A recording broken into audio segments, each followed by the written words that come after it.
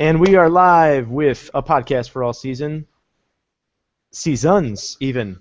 This is Josh Mundy. I am with my co-host Eric Joseph, and this is Season 2, Episode 13. This is our final episode of Season 2, and today we're going to do a Best of 2015 live-action and animated comic book movie roundup. With us, we have a guest from Dark Knight News. I'm going to let Eric introduce him. Eric, why don't you start us off, introduce our guest, and also, get us going. Hi, Josh, and hi to all of our listeners. This is Eric Joseph, and hopefully this is a smooth listening experience for all of you, because seems like my internet provider's not the greatest today. Bars are a bit low. And let's hope the audio remains great. Well, anyway, as Josh said, it's our Season 2 finale. We're going to wrap things up, recap some of our favorite superhero movies of 2015. We're going to look forward to 2016, which is undoubtedly the biggest year for superhero movies on the big screen. But first, let's introduce our guest. As many of you know, I'm editor-in-chief over at Dark Knight News, and this is a guy who's a great help to me. He's been a writer there for a while as well, and he's now my assistant editor. He's been at least the better part of 2015. So without further ado, say hello, Adam Poncharoensub. Hey guys, what's up? Nice to be on the podcast for Dark Knight News, podcast for all seasons. Yeah, appreciate having you on. Yeah, thanks. So Eric, you want to get us started on your favorite live-action movies, comic book movies of 2015? Yeah, 2015 wasn't the greatest year for live-action comic book movies. Weren't many to choose from. There's going to be one. I guess I'll just mention Kingsman: The Secret Service, because that's one I didn't see, surprisingly enough, and I do like Mark Millar written material. I just forgot to get around to the movie, so unfortunately I can't include it on my list, but the other two gentlemen apparently will. So my winner by default is Avengers: Age of Ultron, which wasn't the greatest superhero movie, but it was the best this year. As I said, good, not great. We reviewed it in our Staunch Ambition episode a few months ago, and since then I've had a chance to watch it a few more times on DVD, and I still like it, but it does kind of rehash elements from the first film. Basically, if anyone wants to go online and watch the Honest trailer, they pretty much nail everything on the head. I wasn't quite happy about how they nerfed Ultron in it, but still a pretty decent movie. I'm not going to reiterate my review of the film because this isn't that kind of episode, but hopefully they fix things by the time Infinity War comes around. I think Disney wanted to play things a little safe with the movie and bogged it down a little, setting up other upcoming Marvel movies, but all in all, those who remember, I gave the film an 8 out of 10, and I still stand by that rating after repeated viewings of the film. My runner-up is going to surprise many people. I'm going with Fant Four Stick, aka Fantastic Four, and I'm sure many people will raspberry me for this, but I will defend why I like the film. I'm not going to say it's a great film, but I will say it's better than what people gave it credit for. I think a lot of people hopped on a bandwagon and criticized it without even seeing the movie, because it obviously didn't do very well at the box office. But I admit, it didn't stick to comics as well. Doctor Doom looked like shit. But it wasn't a superhero movie in the sense people expected. It wasn't a feel-good, over-the-top action movie. But if you watch it as like a scientific drama, it wasn't that bad, and that's kind of what the movie was. Sure, it got away from the director because apparently Fox put their mitts into it, and Josh Trank said, hey, this wasn't the movie I wanted to make, and then apparently there was a first draft of the script that was much more in line with Fantastic Four for the comics. I think maybe Fox was trying to rush it out so they could retain the film rights, and I think they kind of didn't know what to do with the characters. So, but yeah, other than that, there wasn't much action till toward the end. But like I said, if you kind of appreciate it for what it is and go in with an open mind, you might enjoy it. I'm not saying you will. If people at least see it and tell me they hate it, I can respect their opinion. But if you haven't seen it and you lambaste it, you're criticizing it unfairly. Um, really, I'm trying to gather my thoughts as best I can about it. It's not the worst comic book movie ever made. It's still way better than Ang Lee's Hulk, Catwoman, Batman and Robin, Superman 3. I mean, there are enjoyable aspects to it. The downside is that this continuity and this particular cast probably would have lent itself well to a sequel once we got the origin out of the way. I mean, Fox had 3 cracks at Doctor Doom, and they got it wrong every single time, and that's one of the biggest villains in the Marvel Universe. What I think's funny is that all of Marvel's best villains are at Fox when it comes to cinematic rights, really. I mean, you got Doctor Doom, Magneto, Apocalypse, Mr. Sinister. I mean, you can probably tell I have an X-Men bias when it comes to Marvel, and for one, I don't think Marvel has many great villains to go on a tangent here. I mean, you got Venom, who Marvel Studios can now use because they've got a partnership with Sony. But I mean, I'm not the biggest Loki fan, but he's the only one they've really developed in the movies. And I mean, Thanos is just a powered down knockoff of Darkseid.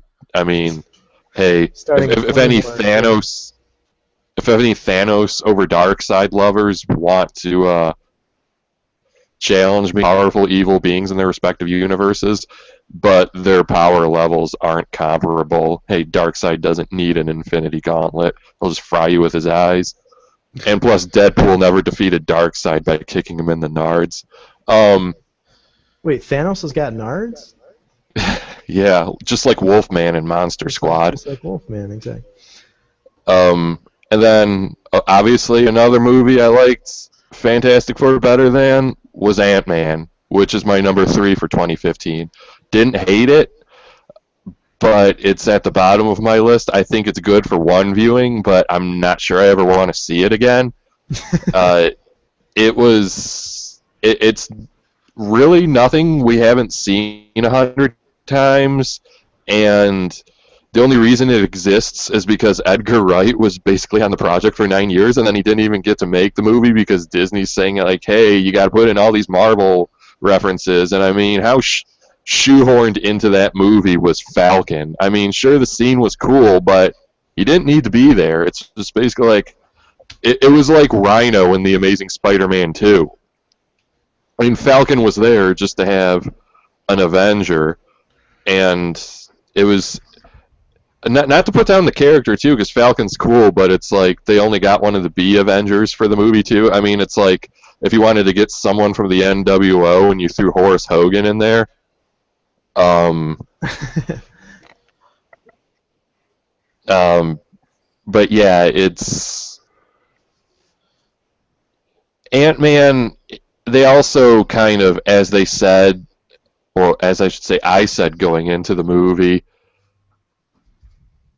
it was really the same basic plot of Iron Man 1. Guy in high-tech suit, business rival has high-tech suit, and then it just had some plot holes in it. Like, I mean, Michael Douglas had a damn tank in his pocket the whole time, and then at the end they just use it to break out of the building. I don't know. I'm not going to go into it. If you want something that was also a way to point out flaws in the movie, again, honest trailers, but how it should have ended. They do some great animated satires. I would say go watch their video parodying Ant-Man because they just hit the nail on the head. But Didn't see Ant-Man in theaters. I won't see Ant-Man the Wasp in theaters. Ant-Man and the Wasp, I should say, in theaters in 2018. That's one I'll wait for the DVD for. But I mean, some people seem to like it. I guess it did better than a few other Marvel movies, but I kind of think people were just jonesing for a superhero movie in a year that was kind of not totally bereft of them. But if Ant-Man came out, say in 2016, it would just get caught under an avalanche of people's interest for other movies. But yeah, that's basically my 2015 list as a whole. Favorite live action. Obviously, we're going to spend more time on this category a year from now, but it's time to turn it over to our guest. So, Adam, your favorite live action comic book movies for 2015? Okay, thanks. I'm gonna start off with Kingsman, The Secret Service. That was probably my number one movie, a comic book movie of the year. Mostly because it was just really fun, like very, very fun. Mostly because it was really fun. Like it had a lot of humor, really just suave overall. Like Colin Firth in it is pretty fantastic. It's just what you expect from like a badass spy movie, and that's why I thought it was fantastic. Of course, Matthew Vaughn has a great vision. He's really quirky. If you've seen Kick-Ass and if you've seen 8 Days of Future Past, he certainly has a great style to him. He knows how to move the camera around. He knows how to cast his movies, and him and his writing partner, Jane Goldman, I think that's her name, they both know how to write a movie, and that movie was pretty spectacular. That's probably the best comic book movie of the year. I mean, it's not a superhero movie per se, and I think that's why a lot of people don't necessarily include it on their list, but it was a great movie. I'm not familiar with the source material. I like Mark Millar's stuff. He's a little he's a bit of a blowhard sometimes in his personality is, but that shouldn't take away from his material. And most of his stuff is pretty good. Like I've read Kick-Ass. Kick-Ass is great. The movies were pretty awesome, and I really liked Kingsman. It's a great, fun time, more fun than any of the other comic book movies this year, I think. The next one I have is, to completely disagree with Eric, is Ant-Man. Ant-Man I loved. It was another great, fun Marvel movie. I think it had way more humor than any of the other movies so far. You can attribute that to Paul Rudd. You can attribute that to Peyton Reed, who's not known for for any action movies at all. And but really, like, Michael Pena is the one that really stole the show. His delivery, his timing was really, really great. Like, to me, he was probably the best part of that movie, which is pretty bad considering this is a superhero movie and Michael Pena is the one that's stealing the movie. But it's a testament to how great Michael Pena really is. He's extremely funny. Once he's on screen, there's a lot of charisma. He kind of captures the entire moment and steals the scene, as they say. And really, like, it's a great heist movie. There's a lot of heart to it as well. Paul Rudd's like doing everything for his daughter. I mean, this is one of those characters that is not perfect. Like, I mean, like, not to say that all the Marvel characters have been perfect so far, but he's probably the worst of them. He's just recently released from prison. He is a known thief, granted with a heart of gold, but he is a known thief, and he's kind of like his wife. I mean, he's like, not his wife. The mother of his child doesn't like him. Doesn't want his daughter to see him. Things like that. He's kind of washed up. And he's had a tough time of it. So that's why it's really interesting to see another redemption. See him redeem himself in this way possible. And like he's also a bit of a fanboy as well, because when that shoehorned scene with him and the Falcon, it was you can tell he's like, oh my God, it's Falcon. It's kind of cool to see like him kind of fanboy over things like that. Like, again, it's like an access point for most Marvel fans and such. Like, he's similar to I'm provide an analogy to Finn from Star Wars: The Force Awakens. Finn was like super excited and enthusiastic about most of everything, and I always considered him like us, like the access point for fans to watch, and because he always got super excited about everything, and I think like Paul Rudd's kind of like that, but also a superhero, but doesn't quite know what he's doing yet. That's why I really, really enjoyed Ant-Man. It was a really great time.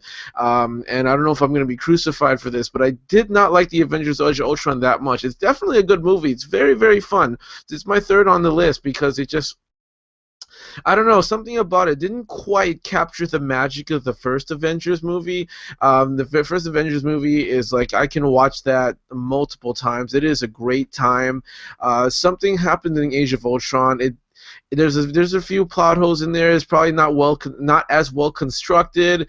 You can tell it's mostly like, okay, this is merchandise. Let's just pit all these big toys against each other so we can, so Disney can make some money. And it was okay. It was a great movie. Like, I'll watch it again, but it's probably one of my least favorites from this year. As you can see, something wasn't working in there. And I like Joss Whedon a lot, so I don't really know what happened there. Maybe Disney got their hands in it too much. Something happened, but it just didn't quite work for me. So I don't, and there's not much more to say about it because it's a good movie, but it definitely has its flaws, and it's therefore like I'm not gonna like give it too much praise if it's like that slow on my net list.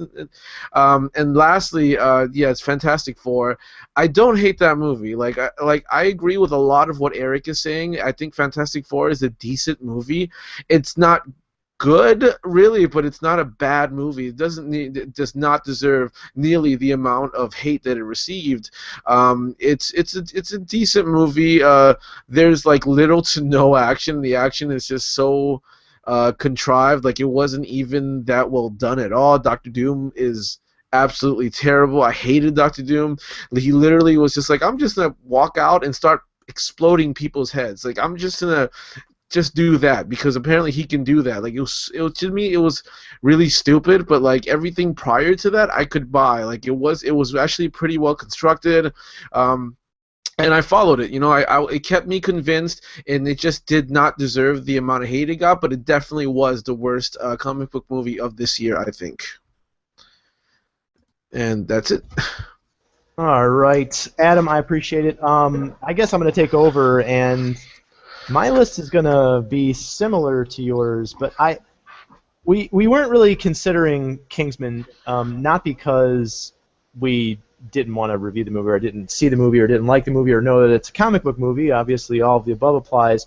But it tend to lean and think more towards, specifically towards actual superhero movies, I guess is the best way to put it. But I actually agree with Adam. I think that Kingsman: The Secret Service was probably the best comic book movie of the year. Now, in my case, I think it slightly eked out Avengers: Age of Ultron, but only slightly. And I will say this: for all of the reasons that Adam indicated, I believe that it was an extraordinarily fun movie. Now, I will tell you what, in this movie, and I don't say this in a negative way, the movie was a hot mess, and it was a hot mess in the best of ways possible. It was really crazy. It was really all over the map. It was big. It was loud. It was in your face. It had a bigger than life comic book feel, and obviously that was intentional with Matthew Vaughn. He wanted to make this movie that was big and boisterous and loud and very. It felt very much like a Mark Millar story. For all of the people who maybe saw the movie, bullet bending movie whose name is escaping me in my head. Wanted, yes, Wanted, which was called, I believe it was called Wanted in the source material. It was very far apart from its source material. And granted, I haven't read Kingsman: The Secret Service, but the reason I bring up Wanted is its source material was fucking crazy. That was like one of the most ludicrously outrageous comics I've ever read, and its source material was in no way the crazy just explosion, on page that Wanted was in comic book form. And I haven't read Kingsman, but it felt like Kingsman did on screen what Wanted probably should have done. And I don't hate Wanted. I think it was a better movie than some people get it credit for as well. But that being said, I think that it was one of the best, and for a lot of the reasons that Adam specified. Colin Firth was incredible. I mean, first things first, he's a grade A actor. The guy's an Oscar winner, so you can't really depart too far from. I mean, he's won. I believe he won Best Actor a few years back for, I believe it was The King's Speech, and he's always putting on a great performance. And he grounds the movie in a semi-reality, in the best way possible. He grounds the movie to make it seem plausibly believable. And the only thing that he doesn't do is kind of bring it down from its fun, its fun, I guess, aspects, more fun aspects. That is, he simply is. He's almost like the straight man in a comedy duo. He's very much giving flat, very British deliveries to a lot of his lines, and he counters the character of Eggsy very well, who's this brash, outlandish young guy. But the thing that was so great about that movie is it was just explosive. It was a very fun thing. You didn't have to have any introduction to any of the characters going in. Granted, Ant-Man was an origin story, but the fact that it was tying into a greater Marvel universe, it felt like we really needed maybe a little bit more of a primer to appreciate it as much as we could have. Fantastic Four needed less of a primer because it has already had 2 films, granted that weren't fantastic or extraordinary box office smashes like, say, Iron Man 3 or the original Avengers film, but they are in the popular cultural lexicon. People know about them, and at the very least, people have an idea about it. But Kingsman was this really fresh take. But since I've gone on about that one long enough, my next favorite was actually Age of Ultron, and I don't think it was as bad as I wouldn't give it a number 3 spot like Adam. I wouldn't necessarily even give it a number 1 spot like Eric, but the thing about Age of Ultron is it nailed a lot of things well. I think that it tonally was a little bit more enjoyable than the first. The first was this big, happy. It was the culmination of so much work, obviously, and that's why it's so appreciated, and it nailed things extraordinarily well. But I think that tonally, it set up a more believable world. And the thing that I liked the most about Age of Ultron, and I talked about it in my review, is it did a fantastic job of world building. And that may be some of what bogged it down for some people and made it less likable than originally just The Avengers, or should I say Marvel's The Avengers, because we got to remember that that's a Marvel film. But the fact that it tonally felt more realistic. Granted, it's still superheroes flying around. You have an alien god and a sentient robot, but in terms of plausible reality, it seemed like it was tonally more how people would deal with the situations that they're dealing with. And I think that the only thing that I agree with Eric about the most in that film was that they really A, nerfed Ultron, and B, I don't like the way that they did him tonally. He came across initially as quite terrifying. He literally comes out as a mechanical pile of rubble, very terrifying, very frightening, and shocking, because they're all sitting around talking about who's worthy, who's worthy of being of specifically wielding the hammer of Thor. Many people saw it in the trailer, and what I like so much about that scene is that it talks about the aspect of how the superheroes view themselves and a little bit of how they kind of view themselves from a world perspective, but also individually, and how they view each other. It was one of the best scenes in a superhero movie this year, in fact. But unfortunately, they didn't keep that kind of energy, that tone, that charisma, that camaraderie throughout the film. I felt like Scarlet Witch and Quicksilver were a little bit shoehorned into the movie to add a couple extra characters. I know that they were planned, but it just didn't feel like they had a cohesive story arc in mind for them. I know that they threw a storyline in there, but it just didn't have the same feel that I would have expected. They didn't develop those characters well enough. Now I know that that's difficult when they're not getting their own film, but it just felt like Ultron became too much of a comic villain. And again, I'm not going to reiterate an entire synopsis or review like we did in our episode earlier in the year. But it just felt as though he became too hammy, too much of a comic book villain. And when I say, I'm sorry, not comic book villain, a comic villain, he became essentially laughable. It was almost like, Gene Hackman's Lex Luthor. It's like, it's very hard to go back and watch Superman the movie and take Gene Hackman's Lex Luthor extremely serious. Now, granted, he's like, hey, by the way, I'm going to completely destroy 2 American cities full of people, and I'm going to murder a whole bunch of people. I mean, that's deadly serious. And Ultron's like, yeah, I'm going to destroy the planet. But when you're like cracking wise jokes, it just, not every character is Iron Man. Not every character is Deadpool. Not every character is wisecracking Spider-Man. I don't see why every single superhero and villain apparently needs to crack wise about everything. Super, is like Thanos going to be telling, bump jokes? I mean, anyway, but Age of Ultron was a solid superhero movie, but it had some failings.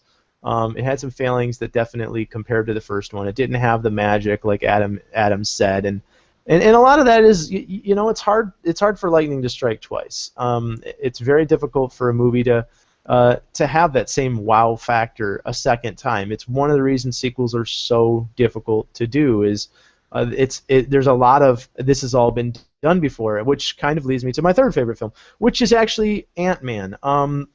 It's very, very slightly above Fantastic Four.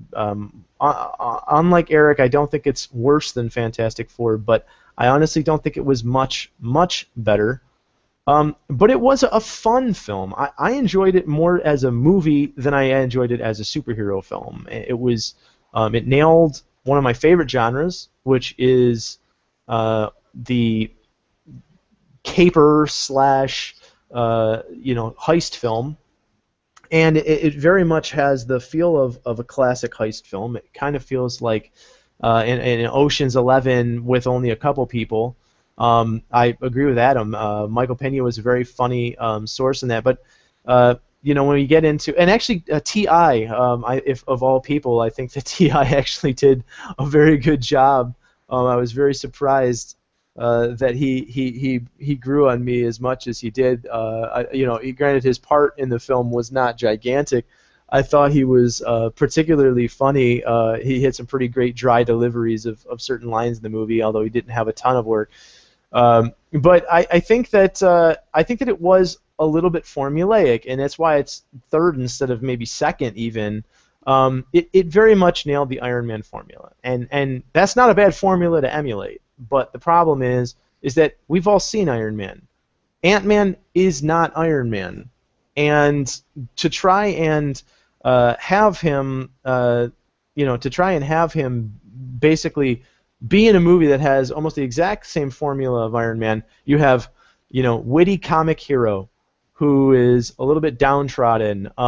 In this case, the only difference between him and Tony Stark, aside from the fact that he was a criminal, was the fact that he was not a millionaire, but he's a genius. Well, maybe not as big of a genius, but he's extraordinarily intelligent. He also has a heart of gold, which we find out. Yes, Tony Stark has a heart of gold as well. Oh wait, what's this? His evil nemesis is unhappy because he wasn't liked the most by the mentor of the film, in this case Michael Douglas, instead of, say, Tony Stark's father. It's just too many elements that mimicked and related to things that we had all seen before. And like I said, if you're going to emulate a movie, emulate one of the best Marvel films of all time, if not the best Marvel movie, Iron Man. But again, it felt formulaic at that point. I love Evangeline Lilly, and she just sucked it right up in this movie. She didn't impress me. Yes, she had some awesome physical stuff in the film to show she's a little bit of a badass, because eventually she's going to be Wasp. But I just wasn't impressed with her in her film, and her horrible, horrible haircut But last but not least is Fantastic Four. I actually enjoyed it. I think Eric nailed it. It is. I think it's a solid sci-fi movie, and unfortunately, they tried to make it a little bit more sci-fi drama than they did comic book film. They forgot, one of the more important elements of the comic book genre, which tends to be action. And granted, not all comic books have to be action oriented because some people may not realize, there have been very, very great dramas. A History of Violence was not necessarily an action film. Neither was, Tom Hanks' film Road to Perdition. You can have great drama in the comic book genre. But one of the issues is that the Fantastic Four are superheroes. They are not part of the dramatic comic book genre. They're part of the superhero comic book genre, and as such, the fact that we didn't get a little bit more excitement, a little bit more action, and a little bit more to that element of the story definitely was not a boon to the film. Secondly, again, the third time we have got a Doctor Doom failure. I didn't hate the Doctor Doom character that they had in this film, but he was not the Doctor Doom character from the comic books in any way, shape, or form. He also was just so extraordinarily powerful to have him essentially defeated with a punch was a little bit disappointing. I guess the only thing else I could say is that this movie probably was indeed bogged down by a little bit too much influence from Fox, and that was something that was talked about by Josh Trank when he basically went Twitter bashing and said, "Hey, don't blame me completely for this mess because it's not all my fault." That being said, I do think that people really bashed this movie without giving it a chance. I felt like the same thing happened to Green Lantern. You can disagree with me on that one, but when people tend to, I had people talking to me who I knew had not seen that film, for example, and said that, oh, it's horrible. They heard that the ending was anticlimactic, and then I described that, yes, he saved the entire planet by throwing the enemy into the sun, and it was like, yeah, that sounds anticlimactic. What are you talking about? There are things that certain people, they get in their heads, and one of those things was that Fantastic Four was a shitty movie. I think it was a good movie. It just wasn't the best superhero movie, and unfortunately, it definitely delved too far from the source material for the hardcore fans to really come out and support it and maybe boost it into a bigger box office than it had, which was quite dismal. But that's it. So Eric, Adam, any last thoughts on live action 2015? Not really. I guess before we move on, I'll just say if anyone's curious what my overall favorite movie of 2015 was, Spectre. Spectre? I was thinking about this today, and I really liked Spectre. But if you haven't seen The Martian was a really, really fun, enjoyable movie. And I'm not a huge Matt Damon fan, but it just was... Go into that movie and have 2 great hours of your life. That's all I can say. It's a fun fic. I loved Martian. I did. I thought it was a great movie, but I think my favorite for this year was for 2015 was Inside Out. I'm a big Pixar fan to begin with, but that movie was just so beautifully done, very, very intelligently written, very comprehensive, and tried its hardest to teach people about like mental illness and mental health, and it was just so well done. It was so authentic. I loved Inside Out. I haven't seen that one. Yeah, I do love Pixar movies as well. I'm a huge fan of those, so I'll have to give it a shot. Got to. It's a great movie. All right, we will move on now to Best Animated Superhero Movies of 2015, and there was a bit. We're not going to talk about the Lego ones that were direct to DVD because I don't believe any of us saw them, and I probably don't plan to. I mean, I caught the Lego Batman movie, the one that was pretty much cutscenes from the video games on cable recently, and I thought it was okay, but it's nothing I would watch a second time. They're also a bit shorter, but Anyway, onto my list. I think we had a pretty decent year for animated superhero films. The one topping my list personally is Batman versus Robin, which actually had nothing to do with the book called Batman versus Robin. It was more so an amalgamation of the Court of Owls and Batman and Robin Born to Kill. It's just instead of nobody, they had the Talon swapped in, and it was an improvement over Son of Batman, which is the previous film in this continuity. And I didn't hate Son of Batman. I actually liked it. I just didn't think it was great, but I know a lot of people bash that. But Batman versus Robin, I thought, nailed more of a formula going forward and made better use of characters and villains. I'm a big Damian Wayne fan, so I thought that was cool. The Toyman at the beginning was a decent villain to introduce, but I don't know why they had to deviate so far from. I mean, not Toyman. They made him the son of Toyman, the doll maker. They made him a bit different from the version in the comics, but it also seemed like they amalgamated him a little with Professor Pig and the Dollatrons and everything, because that was more so what he was doing, whereas the doll maker, at least in the New 52, was stitching people up and sewing them back together. Yeah, maybe a little bit gruesome that. for kids' films. Well, I would not call Batman versus Robin a kids' film in the slightest. I mean, a guy gets his heart ripped out in the first 5-10 minutes. Wait, you mean Batman? It's still beating. They're still going to file it in the children's section at Target. And you're not taking 6-year-olds to see The Dark Knight? And that's what we always joke about. I believe we've done it on the show before. It's like, hey, it's animated and it's Batman. Must be for kids, right? Right. And yeah, no, it's the PG-13 is there for a reason, and the MPAA gives you a rundown as to why. So don't complain. It's kind of like, not to get off on another tangent, but how some mom complained online about how raw Deadpool is and that it's supposed to be a movie for children. No, I just think you don't know who Deadpool is. Right. But, read the source material. Yeah, Batman versus Robin, I also think it nailed that atmosphere of Gotham that I'm not quite sure we had gotten in an animated movie since Under the Red Hood. I mean, the Arkham games do it in such a solid way, but Gotham just has that darkness to it, and it's a character of its own. I mean, granted, we've had, The Dark Knight Returns since, but that's a different kind of Gotham. It's more of a Gotham of the 1980s and a little more amped up, thanks to Frank Miller. It's not the Gotham in the traditional sense we think of, but it's the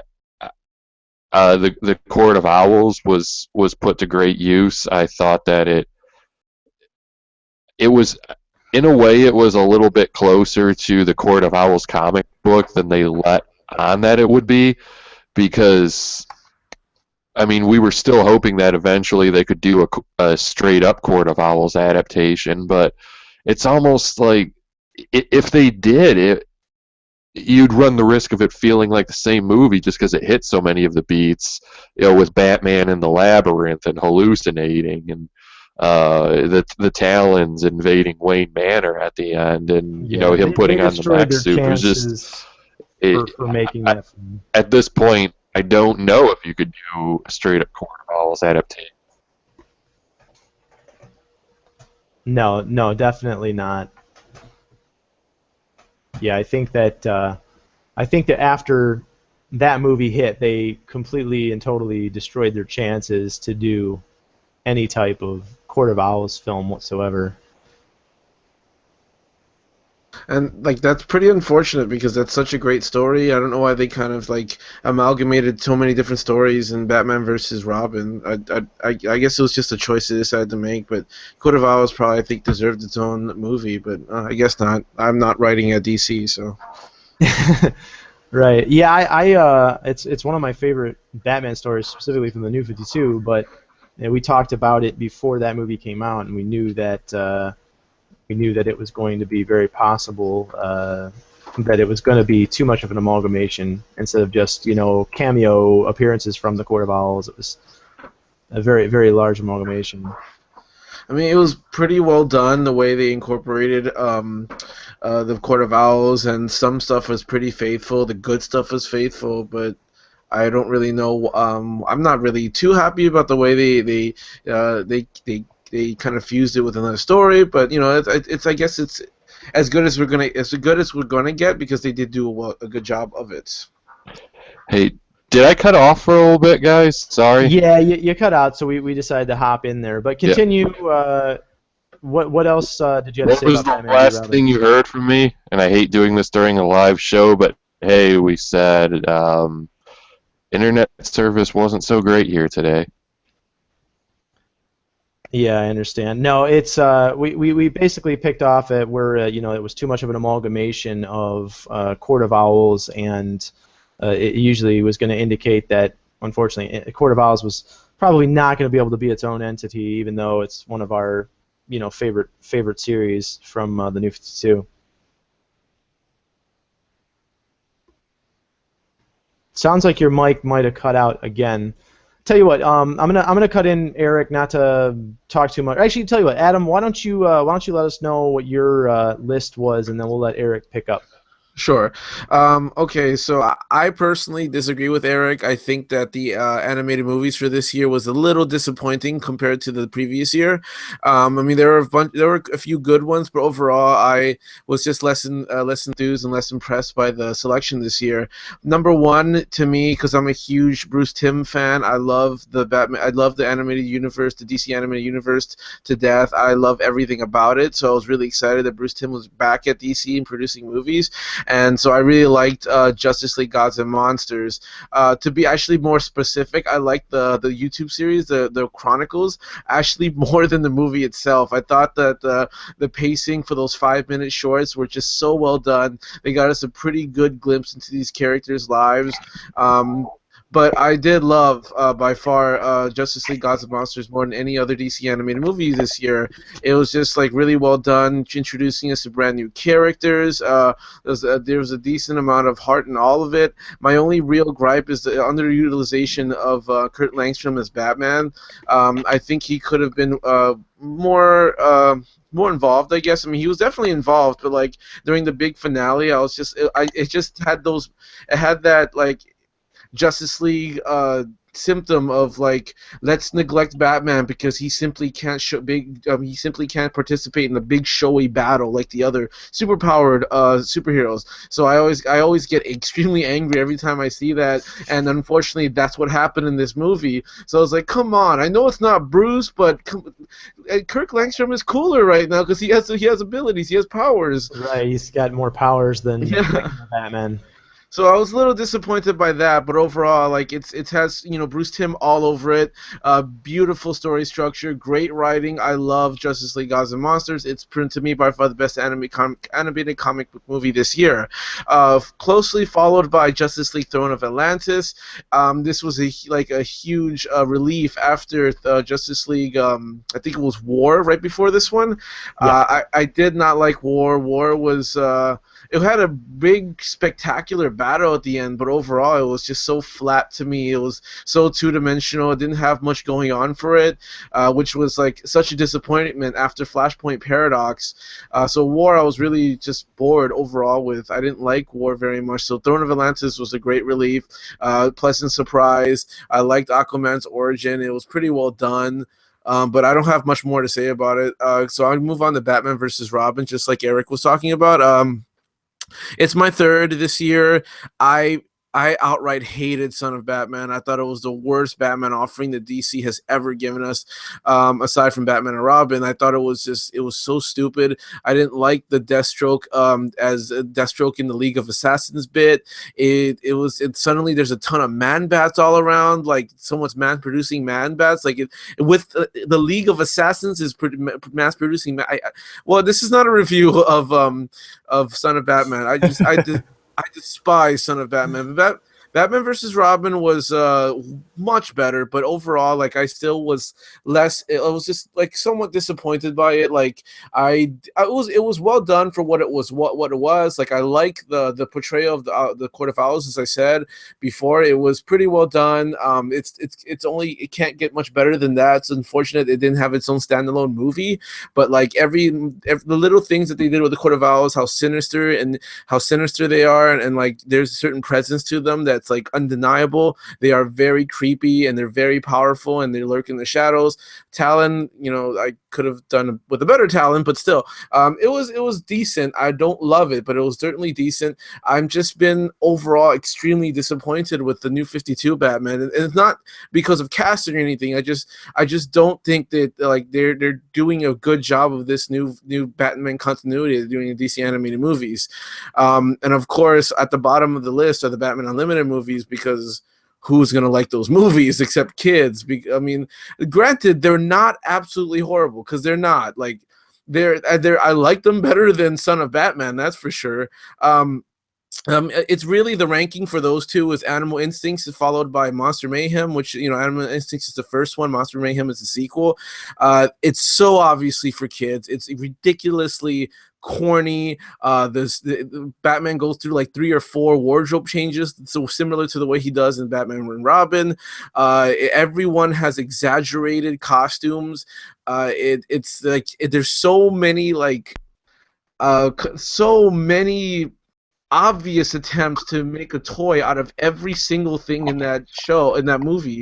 Like it's pretty obviously a kids movie. It's like a blatant commercial for their Mattel line, but it's actually not bad. Like they're really fun. The action is pretty decent. Like the plots are not like the plots aren't like thrown together just to showcase the toys. The plots are relatively well done for what they are.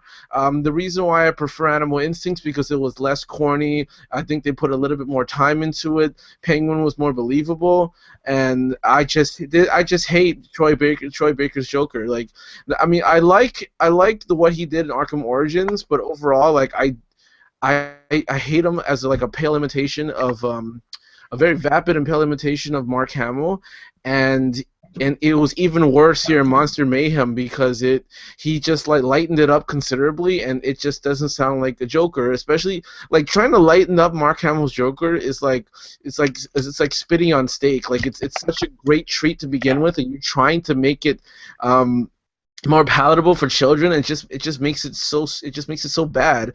So yeah, for me overall, it was a very disappointing year for animated movies. But my ranking was Justice League Gods and Monsters and Justice League Throne of Atlantis, Batman vs. Robin, and the 2 Batman Unlimited movies at the very bottom. Do you think Eric is ready to finish up his list?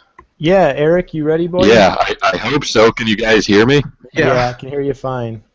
Yeah, my cable company is going to get a big fuck you after this. Yeah, I am not happy. It's like it's all right. The show must go on. We're close to 50 episodes, and I mean, I know this is like, yeah, it's just that we cut out during a live broadcast because there's, weather is just so terrible right now in Detroit. Oh wait, there's like no snow or rain coming down and no wind. Wait, I think it's your fault. But anyway. I'm not obviously naming the cable provider on air because I don't want to get sued. But anyway, moving on. So I guess Adam's. Well, I just heard his list, but I'll get the details of why he loved or hated anything when so you gave I us listened your to this Batman v. show. Robin, But yeah, but and people also get to see me coming camera whipping around the room before I could shut off. But anyway, you can tell my patience is tested. But anyway, it's live. So okay, after Batman vs. Robin, I would go with Justice League. While it might be technically a better movie than Batman vs. Robin, it's just I enjoy Batman vs. Robin, staying power with me. I think the whole Elseworlds type scenario they built in Gods and Monsters was if I'd ever want to see a sequel, because they did some prequel shorts on Machinima, and they're going to do another season of shorts. So Yeah, it sounds, Eric, we're getting a little war. cut in your audio. You kind of sound like a mech droid from Star Wars prequels. Did we lose him again, Eric? Yeah, I think we did. That's okay. That's okay. Hopefully he'll be able to jump back in once I'm done with mine. So I'm gonna pop in and do mine real quick. And I have not, unfortunately, seen Gods and Monsters. I have it ready to go. I just haven't had a chance. I've had a really busy last couple weeks with the holiday and everything, and some personal issues I had to attend to. So that being said, I liked Throne of Atlantis was my favorite of the year. I did enjoy Batman versus Robin. Like you said, I enjoyed it more than the previous Batman film. But the issue with Throne of Atlantis, or I'm sorry, the reason I liked Throne of Atlantis the most, rather, was one of the things. I love the Aquaman character. I specifically love the Aquaman character in the New 52. His character has been absolutely nailed. Jeff Johns has done such a fantastic job of establishing all of the reasons that the Aquaman character is great. I do think it's like for every Marvel fanboy that bashes on Aquaman because they've never even picked up an Aquaman comic book in their life, while simultaneously loving the Submariner, just makes my heart laugh every time. And Throne of Atlantis shows us why the character of Aquaman is awesome. Now, granted, it's not a perfect telling of the first arc of the first. Well, I'm sorry, it's not a telling of the first arc, rather, but it is a nice telling of some of the Aquaman story. In this case, it was Aquaman versus his brother Orm, also known as Ocean Master. It is a take on the Throne of Atlantis arc, obviously, as is in the title. But I understand why they maybe didn't just do a Aquaman film. They did a Justice League Aquaman film. I get all of the logistical reasons why they decided that they needed to do that. But that being said, me and Eric gave a review, which you can listen to. I won't go into a review here. But they did a really good job of developing the character, and I really loved what they did with the Ocean Master character. They give him some character development as well. He's essentially the underwater Loki.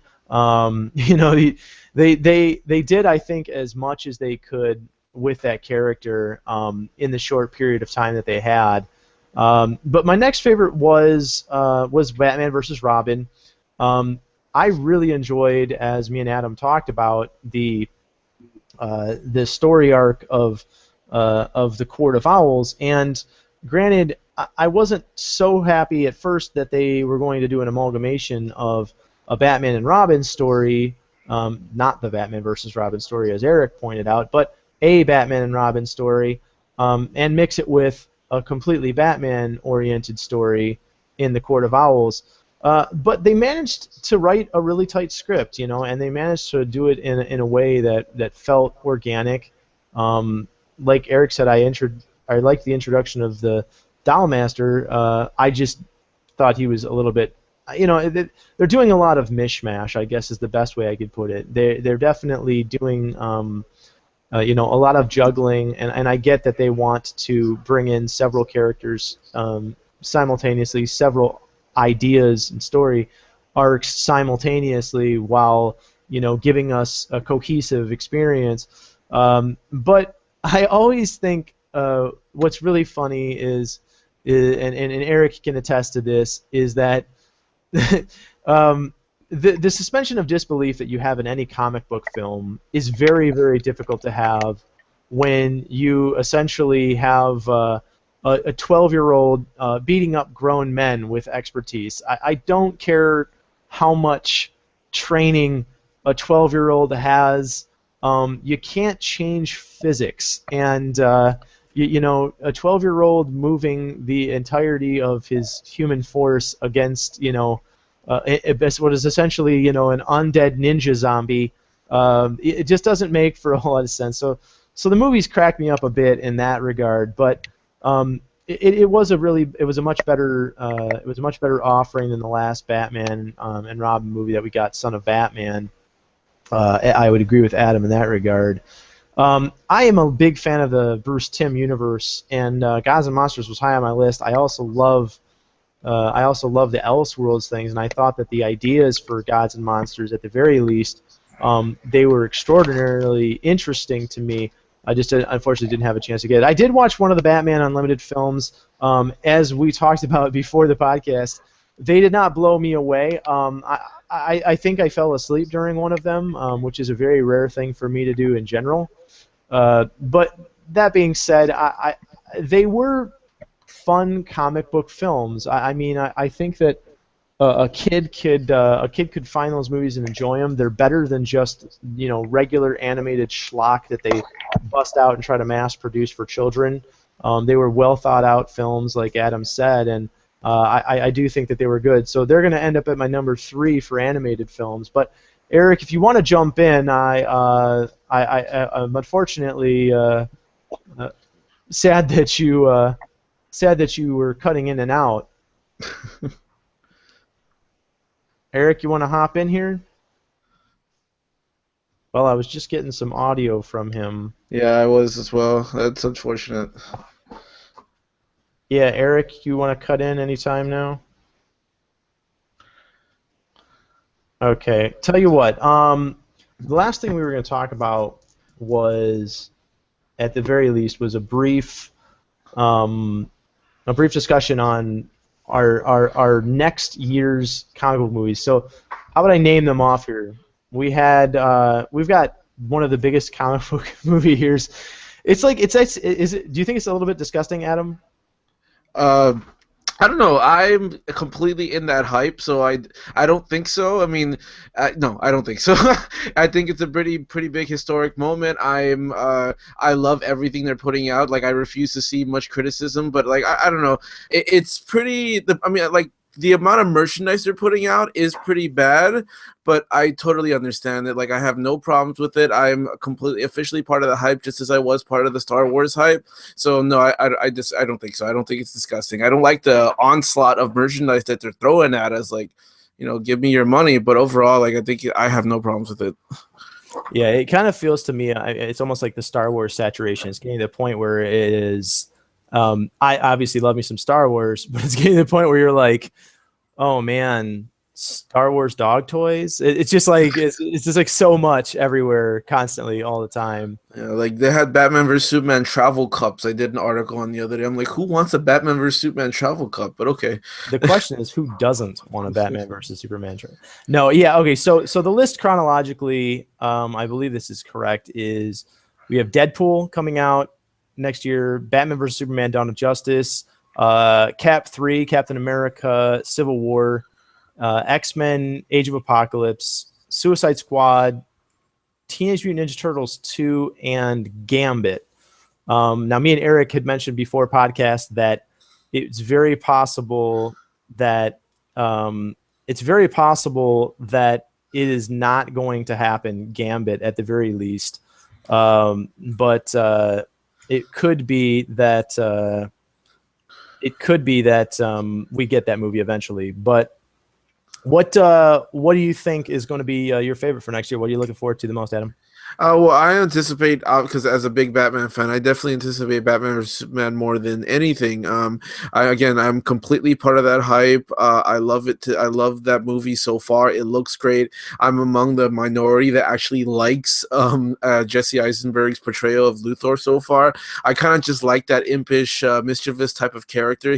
I call him like a Willy Wonka type character, and I like that so far. Like it's not your traditional Lex Luthor, but I think it's great. I love everything that they showed in the trailer. They gave away a little too much. I'm not happy with the way they showed Doomsday, but I'm completely like in love with this movie so far, and I can't wait for it. Not too far behind is Captain America: Civil War. I think because the last one, Winter Soldier, was outstanding. It probably was the best Marvel movie that year, so I can't wait for Civil War. It's basically going to be the unofficial Avengers 3. And lastly, well, just to round out my top three, I guess it's gonna be Suicide Squad because why not? I mean, like we've never had a villain-driven movie before, so I'm really excited about that. Did you get a chance to watch the Batman Assault on Arkham movie, Adam? Oh, I love that movie. That movie's so much fun. That's probably one of the better ones from that year as well. Right. Yeah, I think anyone who hasn't a clue as to what Suicide Squad is all about and why a superhero movie or a supervillain movie rather is interesting or would work, needs to check out Batman Assault on Arkham because it gives you an exact reason. So, I'm gonna just do my little wrap up real quick on this one, and then I got Eric on speakerphone actually, and I'm gonna let him chime through. So we're having a ton of technical difficulties on his internet side, so I'm gonna have him talk through and what he wants to do, or what his last roundup on animated films. We'll cut that a little short. No offense, Eric. But as far as my looking forward to list, I'll do a top three as well, and it's kind of hard because you know I'm a big fan of Captain America, obviously. The Deadpool movie, though, is looking a little interesting. It's an embarrassment of riches, as they say.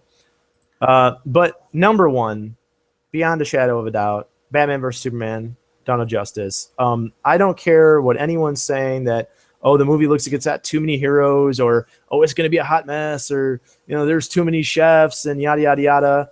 The fact of the matter is we are getting Batman and Superman in live action for the first time in a film ever. That is not only a historic incident, but it's going to be awesome. I know that people really bashed on Affleck when he was cast, and he looks like the most comic accurate Batman that we've ever got. And, granted, we don't know all of the plot points. It could be a abysmal failure, which I doubt, but the fact of the matter is it's almost unquestionable now that he will be the most comic book accurate Batman that's been on film. Yep. And that's just a fact. I totally agree. Yeah, everything from the suit to hell, even the Batman and the Bruce Wayne voices we've heard. But the next thing was my next favorite I'm looking forward to is Captain America: Civil War. I am absolutely in love with Captain America movies. They are extremely high on my list of favorite comic book movies. I've talked at length about my absolute love for Captain America, the first Avenger, even though so many people didn't like that movie as much as I did. But Captain America 2 was exactly what I wanted to see in a sequel. And so 3 is shaping up to be essentially Avengers 2.0, or Avengers 2.5, I guess, for lack of a better word. It's going to be an extraordinary movie. That trailer is just the sickest damn thing I've ever seen. And watching Cap and Bucky throw back and forth the shield and just systematically take Iron Man apart was like the coolest damn thing I've ever seen. And then I guess for the third one, it's going to be kind of a toss-up between X-Men Age of Apocalypse and Suicide Squad. It's not to say that I'm not excited about Doctor Strange. It's just I don't know enough about the character to get extremely excited. That movie could absolutely blow me away. I love mysticism. I love occultism. They're extraordinarily interesting concepts to me. And so that movie could be one of my favorites of all time. I don't know. And I think Benedict Cumberbatch is fantastic. He's one of my favorite new modern working actors. I loved him in Sherlock, and I absolutely loved the voice work he did in the Hobbit movies. And he absolutely nailed it as Khan, although Star Trek Into Darkness was not a perfect movie. But that being said, X-Men Age of Apocalypse I'm also looking forward to. So, but Suicide Squad is probably going to be my number 3. Again, see Batman Assault on Arkham, and you'll understand exactly why. So that's it for me. I'm going to let Eric wrap up his animated review real quick, and then we'll head out. So Eric, you gave us your Batman versus Robin. What was your next favorite? You said Gods and Monsters? Yeah, Gods and Monsters was after that. I'm literally phoning it in now, which we actually did in the past for an episode of Resident Evil 6 episode to be exact. But yeah, I'm not going to detail my animated reviews here because I just want to run down my favorites of 2016. But yeah, I'll just quickly rank my animated movies for 2015. At the top, we have Batman versus Robin. Then we have Justice League Gods and Monsters, then Justice League Throne of Atlantis, and then I would say Batman Unlimited Monster Mayhem, because the title, and then Animal Instincts below that. But when it comes to comic book movies for 2016, I mean, of course, Batman vs. Superman Dawn of Justice is number 1 easily. It's my 2 favorite characters in live action for the first time. I know Josh was talking about too many characters in one movie, people are saying, because apparently 900 characters in Civil War is okay, but Batman, Superman, and Wonder Woman in one movie is just too much for one movie to handle, along with cameos from Aquaman and Cyborg, and we mean cameos. But again, they shot Batman versus Superman in Detroit. I went down to the set. It's going to be something that's always going to be special to me. Number 2, Suicide Squad. Again, I'm a DC guy. The movie's got Joker. It's got a very attractive Harley Quinn, we'll say. I think that David Ayer is probably going to knock it out of the park. We've got a new trailer coming in less than 2 weeks that I'm looking forward to very much. Batman's got a small role in it. I mean, shouldn't say DC, Warner Brothers is rolling out their Golden Boy. I mean, even though Batman's a small role, people will see Batman's in the movie, but I really think Joker and Harley Quinn are going to be the big draws here. Number 3, Captain America Civil War. Like Josh said, it's pretty much Avengers 2.5. I hope that they find some kind of line where it's, still Cap's movie and puts some time on him and doesn't get too caught up in the fact that it's essentially an at-large Marvel Cinematic Universe film.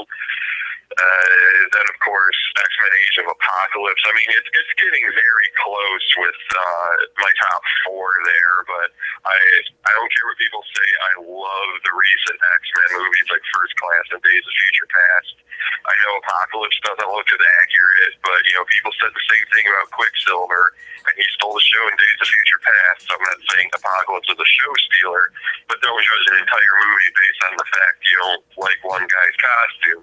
Right. I think it's going to be a very good film. Then shortly behind that, I'd say Doctor Strange. I'm not too familiar with the character. I haven't really read comic books with him. I have the animated movie, which is really good. So to see those fantastical elements in live action should be pretty interesting. Gambit, I'll believe it when I see it, because if the movie's supposed to come out in October and they still don't have a director, that movie's getting pushed to 2017 if it ever even happens. And yeah, I think I covered all my bases there pretty much. So there's my 2016 most anticipated slate. And just as much as I'm anticipating suing out the cable company after this podcast. So I guess we'll give Adam a chance to plug his outside interests from what he does beyond Dark Knight News. Yeah, Adam, you want to chime in? Yes, sir. I'm also a podcaster. I have my own podcast. It's not anywhere like this. We don't talk about, unfortunately, we don't talk about comic books as much. It is a comedy podcast with no real direction. It's called Dropping Loads. So, as you can imagine, just from that name alone, it can get offensive. We talk about pretty much whatever we feel like it, and it's very heavy on the cussing, so be very aware of sensitive ears around you. But if you liked my personality on here, I kind of amp it up a lot in my Dropping Loads podcast. It's at droppingloads.com, or you can follow me at Dropping Loads PC. We try to do weekly episodes, and we do talk about geeky stuff too from time to time, but overall it's a lot of just potty mouth and silly humor. Hey, dick and fart jokes work sometimes. I mean, that's just all there is to it. So I'm going to close this out. So if you want to follow a podcast for all seasons, one of the best places to go is to facebook.com/a podcast for all seasons. You can also find all of the entire litany of our entire podcast episodes on multiverseentertainment.wordpress.com.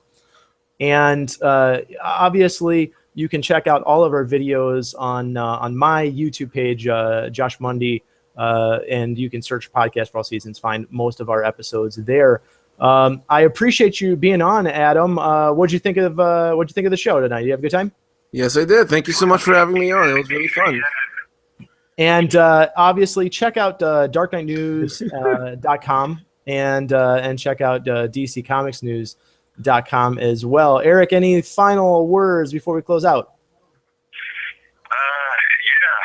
Hopefully, problems don't happen in our season 3 premiere. So I appreciate our listeners for having patience with us, and we hope you enjoyed our opinions despite a litany of technical difficulties. And hopefully 2016 is a good year for podcasting, for comics, comic book movies, all things geeky, and hopefully we'll be talking to you guys soon. Bye. All right, Adam Poncharoensub, thank you so much for joining us, and I'll close it out. Any final words? No, sir. It was really fun. I hope you liked our, like you said, I hope everybody said, I hope you liked our opinions, and I hope thanks for having me on. Thank you so much. And guys, thanks for joining us. I hope you guys liked season 2 so far. Season 3, we're going to start off the official 3rd season, hopefully with a bang. I'm not sure what our full plans are yet. We'll keep that a secret for a little bit, and we wait to hear from you, or rather, hopefully you'll hear from us soon. Thanks for joining us. Bye.